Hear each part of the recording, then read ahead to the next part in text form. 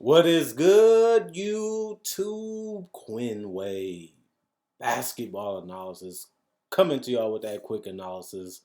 We're going to talk about Aaron Gordon, one of the hottest players currently on the market to be moved. So many people, years after years, been asking for Aaron Gordon to be traded off the Orlando Magic because he just doesn't fit with what they're trying to do in the future, what they're trying to build. And honestly and truthfully, he's a solid player, but not a game changing player like we thought he would be. This was a guy that was drafted that had enormous potential and upside, never could really get the consistency, never could really become dominant, never could really even become a star player for an entire season, really, in his entire career. They paid him and gave him long term security, but it really didn't turn into much because even if they do decide to trade Aaron Gordon, they're not going to get much for him because I don't really see too many teams that would need a player like Aaron Gordon. And if they did, they're not going to give up much to get him because, like I said, he's not a superstar. He's not an all star. He's not even really a star right now in his career. He's a solid player. This is a guy that can be your fourth, fifth, sixth, seventh best player. He's not paid like that, honestly, but that's really what his career has been. And you look at the fact that they paid Jonathan Isaac a lot of money, and they seem like they don't want to get rid of Vucevic, who was an All Star this season. Then what is the purpose of having Aaron Gordon? I haven't seen the reason for keeping him just yet. And if they do move him, it will be interesting what team really would want to pick him up.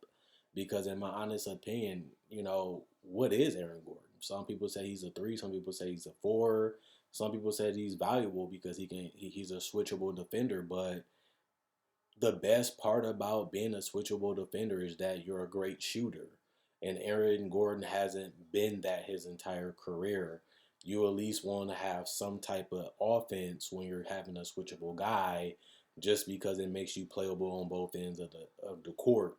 And since he's not a great 3 point shooter and he's not a great scorer, he's kind of just left out there to fill in spots. And that's been the problem with Eric Gordon. Is just he hasn't mastered anything significant offensively. He hasn't become a great offensive rebounder. He hasn't become a great scorer.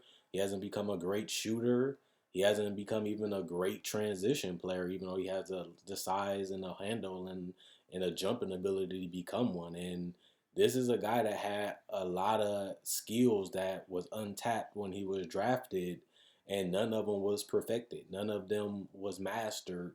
And it's unfortunate because he has the body that a lot of guys would dream of with the ability to have the jumping that he has. And a lot of guys rely on their athleticism, and a lot of their game is dictated because of that. But Aaron Gordon never really took advantage of his athleticism in the NBA or his mobility and athleticism as an offensive player or as a defensive player. Like the switchability is nice, but it's not elite either, which is unfortunate because when you're picking up a guy like Eric Gordon, if he's not going to make your team significantly better, or he's not going to be that missing piece that can really decide if you can win a championship this year or not, then what is you really bringing him in for? Just to have an extra body, just to be a little bit deeper, but is that really worth the contract that he's getting paid?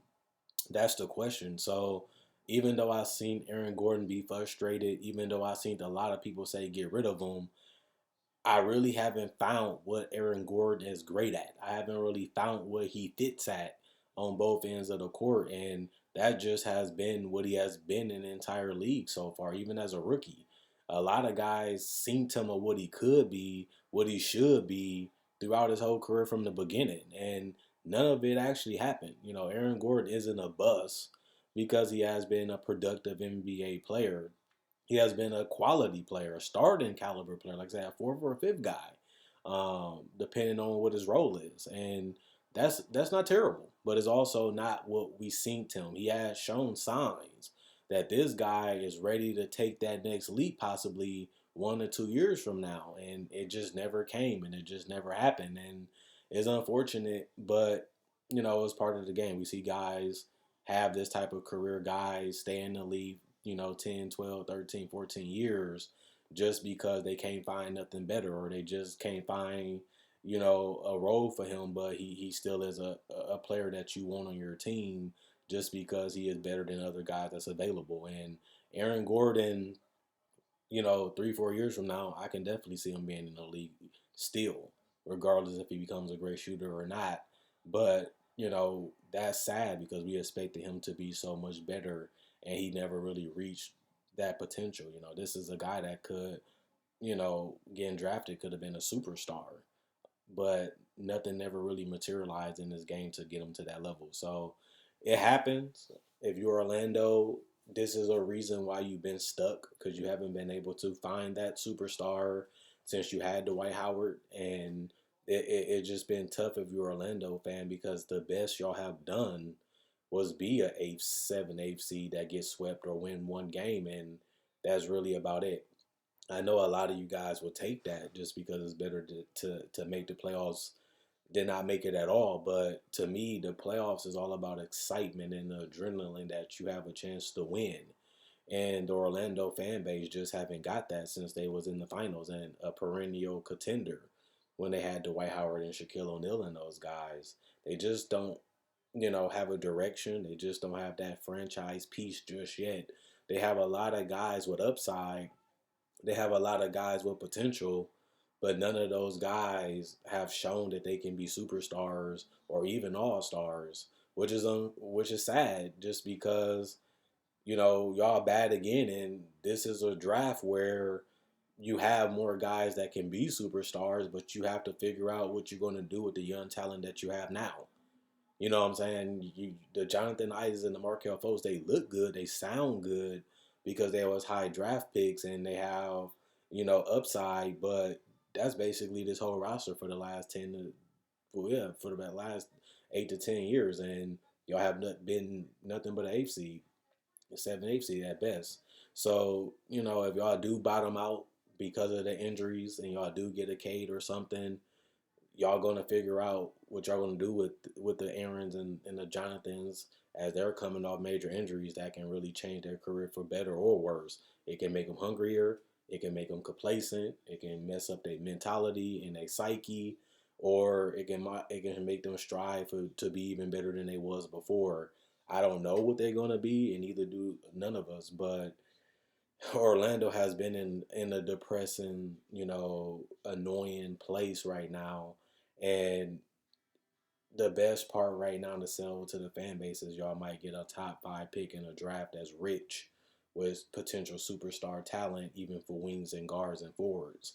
So that's something that you guys should look forward to outside of Markel, Bamba and the Isaacs of the world. But I do feel like if you guys are going to be as bad as y'all have been this season and y'all going to stay pat, Aaron Gordon should be the one that you get rid of just because you don't want that salary on the books. And on top of that, you can replace him with this draft with somebody that's younger, has some type of shooting ability or defensive potential, or has more upside than he has shown as he has gotten older, and you have not really been able to harness his power or bring it out of him. So to me, you're better off moving on from him, whether if he's frustrated or not. He just shouldn't be a part of your future just because, you know, the future just hasn't been bright for him or the Orlando Magic since they have got him. And that's been pretty consistent throughout his career in Orlando. So I don't think he's a bad player. I don't think he's a bust. I don't think he suck. But Aaron Gordon hasn't really become nothing more than a rotation to starter player. And the teams that he can go to either have to put him in a role that he can be super successful, or they have to put him in a role where he can, fit well with another team because this team just didn't use him well or didn't bring the best out of him. So hopefully a brand new start can really help change his career trajectory or even just change his mentality since this area didn't work. Since this team didn't work for him. Other than that, let me know what you guys think.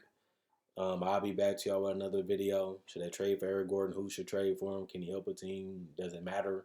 Is he a bust? Is he overrated? What is Aaron Gordon? That's the question that a lot of people should be looking at when you're trading for him. What are we getting? What does he bring to the table? Does he help us? Does he get us over the hump? And should we start him? What should we do with Aaron Gordon? And the only reason why I asked that in this video is I think that's the same question the Orlando Magic have been having with him.